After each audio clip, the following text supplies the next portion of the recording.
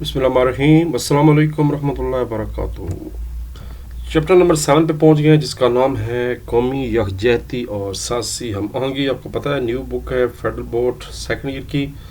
Paper भी आपको पता है, डेट शीट आ चुकी है, 22 तारीख को इसका पेपर होगा जी इंशाल्लाह। तब तक इंशाल्लाह ख़त्म कर देंगे। चैप्टर 7 में पहुंच गए हैं। चैप्टर 7 में ये कि कुछ जो सवाल क्वेश्चन हैं सारे वो एक्सरसाइज के लेसन के अंदर ही इनके जवाब मौजूद हैं, कोई कंसेप्चुअल एज सच नहीं है। तो चलें, ठीक हो गया। हाँ, एक ज़रूर ये है कि मॉडल पेपर के मुताबिक ये चैप्टर बहुत अहम है, इसमें से एक लॉन्ग आने का चांस है। मैं बार बार बता रहा हूँ, चैप्टर नंबर 3, उसके बाद 5, 6, 7, 11 एंड 12 ये थारोली तैयार करने हैं। उसके बाद पेज 174 पे एक क्वेश्चन है, 7 को दरपेश मुश्किलात, उनका हल, वो लाजमी तैयार करें।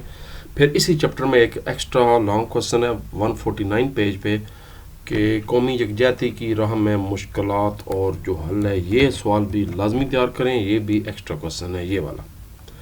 इसकी मुश्किलात भी बतानी है और फिर मुश्किलात का हल भी बताना है। जो एक्सरसाइज का क्वेश्चन है वो सिर्फ मुश्किलात हैं, लेकिन आपने बोर्ड के लिए जो इसके इक़दामात हैं चैलेंज का मुकाबला करने के लिए वो भी तैयार करने हैं। तालीमी हो गए, माशी खुद मुख्तारी, तनों की कदर हो गया, इदारों की तरक्की और इंफ्रास्ट्रक्चर, तो ये टॉपिक भी आपने लाजमी तैयार करना है। फिर मॉडल पेपर में एक क्वेश्चन भी आए हुए हैं, वो आपको मैं बाद में करा दूँगा। बल्कि पहले वो बता दूँ, इस चैप्टर से मॉडल पेपर में एक कंसेप्चुअल सवाल भी आए हुए हैं जो आप इसको आप खुद भी निकाल सकते हैं, वरना जो मैंने लिखा हुआ है वो भी आप कर लीजिएगा। ये सवाल है जी, Analyze the role of an individual in bringing the national cohesion and integration despite certain limitation. Write any 4 points. यानी उर्दू में सवाल बनेगा जनाब के कौमी यकजहती और इंज़माम को फ़रोग़ देने में एक फ़र्द के किरदार का तज्ज़िया करें, बावजूद इसके कुछ हदूद भी हों, कोई से 4 नुकात लिखें। तो ये कंसेप्चुअल लॉन्ग क्वेश्चन आए हुए हैं मॉडल पेपर में इस चैप्टर से। इसमें रवादारी एहतराम को फ़रोग़ देना टॉपिक आ जाएगा, शहरी की ज़िम्मेदारियों की अदायगी आ जाएगा, इम्तियाज़ी सलूक तअस्सुब की हौसला शिकनी आ जाएगी, समाजी और कौमी सरगर्मी में फ़ाल शिरकत आ जाएगी। ये तो 4 तरीके थे। अब इसके राह में जो रुकावटें हैं, ये वही पेज नंबर 149 वाला सवाल है।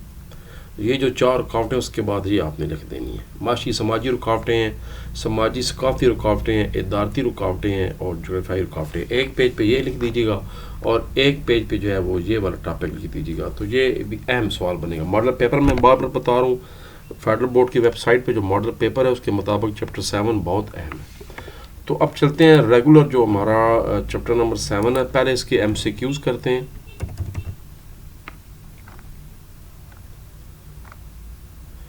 अफराद माशरे की तरक्की में क्या किरदार अदा करते हैं? शहरी फ़राइज़ में शिरकत करके और समाजी इक़दार को फ़रोग़ देकर जो है वो अहम किरदार अदा करते हैं। कौमी यकजहती की राह में एक बड़ी रुकावट क्या है? अभी मैं आपको 149 पेज पे टिक करा चुका हूँ। समाजी और इक़्तिसादी रुकावटें जो हैं ये बहुत बड़ी रुकावटें हैं। पाकिस्तान में मुख्तलिफ ग्रोहों के दरमियान एहतराम बाहमी को किस तरह एक पुरअमन माशरती माहौल के असूल में मदद देता है? एतमाद को बढ़ाकर और तनाव को कम करके। कायद-ए-आज़म के पाकिस्तान के लिए विजन जो था, उनका एक अहम पहलू क्या था कि मजहबी आज़ादी होगी और अक़लीती ग्रुपों की शमूलियत होगी कौमी इसमें जितना भी निज़ाम है सबके अंदर। एक फलाई रियासत में कवानीन और अवामी खिदमात को नाफिज करने की ज़िम्मेदारी हुकूमत पर आयद होती है। स्टेट होती है और स्टेट को चलाने के लिए कवानीन बनाए जाते हैं जो कि हुकूमत के ज़रिए नाफिज किए जाते हैं। जैसे हम पढ़ चुके हैं कि एक है स्टेट होती है और एक हुकूमत होती है। पाकिस्तान में जो हेड ऑफ़ स्टेट है वो सदर मुमलिकत हैं और पाकिस्तान में जो हेड ऑफ़ गवर्नमेंट होते हैं वो वज़ीर आज़म है। पाकिस्तान में पार्लिमानी निज़ाम है, लेकिन अमेरिका में, फ्रांस हो गया, जर्मनी हो गया, वहाँ पर जो है वो प्रेसिडेंशियल सिस्टम है। वहाँ हेड ऑफ़ स्टेट और हेड ऑफ़ गवर्नमेंट एक ही शख्स होता है। नीचे दिए गए अवामल में से कौन सा एक चैलेंज है जो पाकिस्तान में कौमी यकजहती और हम आहंगी में रुकावट डालता है? नस्ली और फ़िरका वाराना तकसीम। नीचे दिए गए कौन सी बात अफराद को एक मुतहरक किरदार अदा करती है? रज़ाकाराना काम, जो वॉलंटरी सर्विसेज होती हैं या जो आपके गली महल्ले में जो मुख्तलिफ मामलात होते हैं, जब आप उसमें बढ़ चढ़ कर शिरकत करते हैं, लोगों के साथ घुल मिल जाते हैं, तो इस तरह आप एक मुतहरक किरदार अदा कर सकते हैं। وہ کون سا اضافی اقدام ہے جو سماجی اقتصادی رکاوٹوں کو دور کرنے اور قومی یکجہتی کو فروغ دینے میں مدد کرتا ہے؟ یہ وہی 149 پیج والا ٹاپک ہے. اب یہ 150 پیج پہ اس کے حل بتائے جا رہے ہیں. تعلیم اور صحت کی اگر دیکھ بھال اور مساوی تقسیم کی جائے، مساوی رسائی ہو ہر شہری کے اندر، تو پھر یہ رکاوٹیں دور کی جا سکتی ہیں. پاکستان میں بین المذہبی یعنی مذہبوں کے درمیان جو ہے امن کو فروغ دینے کے لیے احترام باہمی کو فروغ دینا چاہیے. نیچے دیے گئے اقدامات میں سے کون سا قدم قائد اعظم کے پاکستان میں اقلیتی گروپوں کے لیے ویژن سے ہم آہنگ ہے؟ اقلیتی گروپوں کو قومی زندگی کے تمام پہلوؤں میں حصہ لینے کی حوصلہ افزائی کرنی چاہیے. یہ والا ایم سی کیو اور جو ایم سی کیو نمبر 4 ہے یہ تقریباً ایک ہی ٹاپک سے ملتا جلتا ہے. اب باتیں جس کے شارٹ کوسچن کی طرف. پانچوں شارٹ کوسچن کے جواب کتاب میں موجود ہیں. پاکستان میں ایک بامعنی معاشرے کی ترقی میں فعال شہریت اور کمیونٹی سروس کیسے مددگار ثابت ہوتی ہے؟ یعنی فرد کی بات کی جا رہی ہے، ہماری آپ کی بات کی جا رہی ہے، ہم کس طرح ایک فعال شہری اور کمیونٹی سروس مددگار ثابت ہو سکتے ہیں یہ بتانا ہے. 147 اینڈ 148 پیج. معاشرے میں فرد کا کیا کردار ہے وہ بتا دیں پہلے 2 لائنوں میں. تشکیل دیتے ہیں.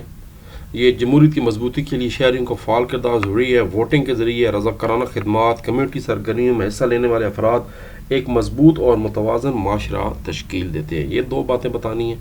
اس کے بعد پھر کمیونٹی کی بات بھی پوچھی جا رہی ہے. افراد جب اپنی کمیونٹی کی خدمت کرتے ہیں اور مقامی منصوبوں میں حصہ لیتے ہیں تو انہیں مقامی مسائل اور چیلنجز کو سمجھنے اور حل کرنے کا موقع ملتا ہے. یہ سرگرمیاں نہ صرف کمیونٹی کے حالات کو بہتر بناتی ہیں بلکہ لوگوں کے درمیان تعلقات کو بھی مضبوط کرتی ہیں. تو یہ جناب 2 ٹاپک تھے جو یہاں پر پوچھے جا رہے تھے.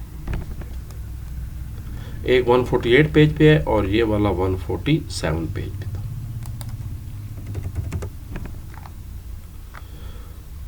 وہ کون سی سماجی اقتصادی رکاوٹیں ہیں؟ دیکھیں 149 کتنا اہم پیج ہے. 149 سے لے کر 159 تک بار بار انہی میں سے ٹاپک آتے جا رہے ہیں. وہ کون سی سماجی اقتصادی رکاوٹیں ہیں جو قومی ہم آہنگی میں ایک فرد کے کردار کو محدود کرتی ہیں؟ لوگوں کے جو ذرائع روزگار ہیں وہ اس قابل نہیں ہوتے کہ وہ پوری زندگی اپنا روٹی کمانے کے چکر میں لگا دیتے ہیں. ان کے پاس اتنا ٹائم نہیں ملتا، ان کے پاس اتنے ذرائع نہیں ہوتے کہ وہ معاشرے کے لیے، ملک قوم کے بارے میں سوچیں. تو یہ اس کا جواب بتانا آپ نے 3 لائنیں. فرد کی معاشرتی ترقی اور ملک کے لیے فائدہ مند بننے کی صلاحیت مالی مشکلات کی وجہ سے محدود ہو سکتی ہے. جو لوگ اپنی بنیادی ضروریات پوری کرنے میں مشکلات کا سامنا کرتے ہیں ان کے پاس شہری ذمہ داریوں یا کمیونٹی کی سرگرمیوں میں حصہ لینے کے لیے وقت یا وسائل نہیں ہوتے. اس طرح تعلیمی قابلیت بھی فرد کی، کمیونٹی کی ترقی اور قومی مباحث میں معقول طور پر حصہ ڈالنے کی صلاحیت کو متاثر کر. 2 چیزیں، معاشی رکاوٹیں، سماجی رکاوٹوں میں مالی مشکلات آ گئیں اور اس کے بعد تعلیم کا نام. اگلا شارٹ کوسچن.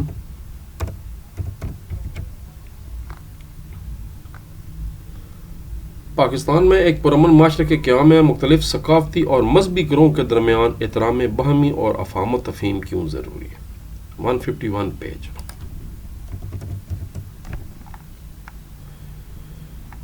ثقافتی تنوع بتایا جا رہا ہے. پاکستان کا ثقافتی تنوع اس کے مختلف نسلی گروہوں اور تاریخی اثرات کی عکاسی کرتا ہے. روایتی لباس، موسیقی، بھنگڑا اور خٹک جیسے رقص کی اقسام سے لے کر مختلف علاقوں میں پائے جانے والے پکوان جو ہیں یہ ایک بڑا اہم کردار ادا کرتے ہیں. پھر جو مختلف میلے ہوتے ہیں، ہارس اینڈ کیٹل شو ہو گیا، سبی کا سالانہ میلہ شندور ہو گیا، یہ بھی ملک کے گہری ثقافتی ورثے کو ظاہر کرتے ہیں اور لوگوں کے درمیان، اب یہاں تھوڑا سا مثالہ لگائیں کہ لوگوں کے درمیان اتحاد اور یکجہتی کی فضا پیدا کرتے ہیں. دوسرا مذہبی تنوع کا پوچھا گیا ہے. پاکستان میں اسلام غالب مذہب ہے لیکن پاکستان کے اندر مسیحی، ہندو، سکھ اور دیگر مذہبی برادریوں کی بھی نمایاں آبادی موجود ہے.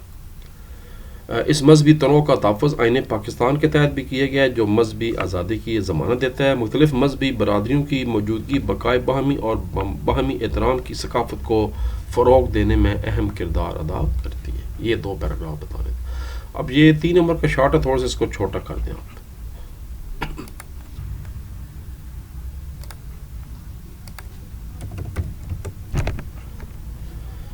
پاکستان میں مذہبی آزادی کے لیے قائد اعظم رحمۃ اللہ علیہ کا کیا تصور تھا؟ Page number 154. قائد اعظم رحمۃ اللہ علیہ نے ایک ایسی ریاست کا تصور دیا جہاں مذہبی آزادی اور مساوات کو اولین ترجیح دی جاتی ہے. جدید جاتی قائد-اعظم کا ماننا تھا کہ اقلیتوں کا پاکستان کی ترقی میں اہم کردار ہے. انہیں ایک ایسی قوم کا تصور دیا تھا جہاں ہر شہری، چاہے اس کا مذہبی یا نسلی پس منظر کچھ بھی ہو، ملک کی سماجی، اقتصادی اور ثقافتی ترقی میں مساوی مواقع کا حامل ہوگا.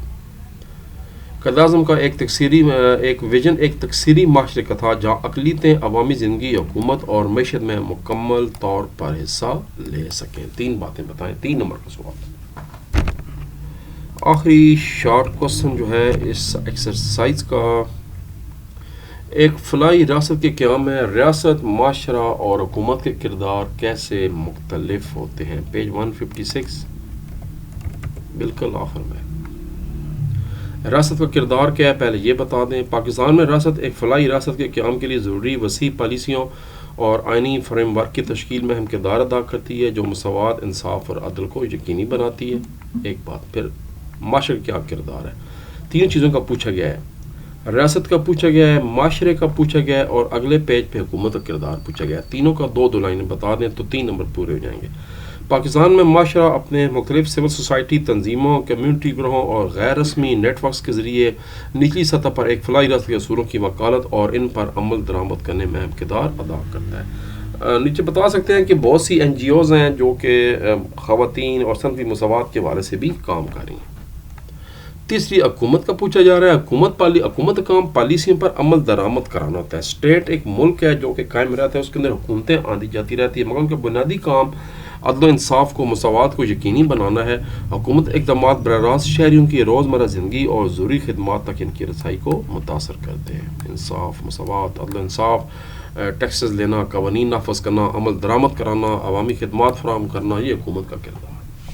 تو یہ تینوں اداروں کے کردار تھے. اسٹیٹ کا کیا کردار تھا، معاشرے کا، سوسائٹی کا کیا کردار ہے اور حکومت کا کیا کردار ہے. اب باری ہے جی ہمارے لانگ کوسچن کی، اور آپ کو پتہ ہے اس کے لیے علیحدہ ویڈیو کے طور پر چلتے ہیں. تو پھر تھوڑی دیر بعد دوبارہ ملاقات ہوتی ہے. تب تک کے لیے اجازت. اللہ تبارک و تعالیٰ ہم سب کا حامی و ناصر ہو. پاکستان زندہ باد.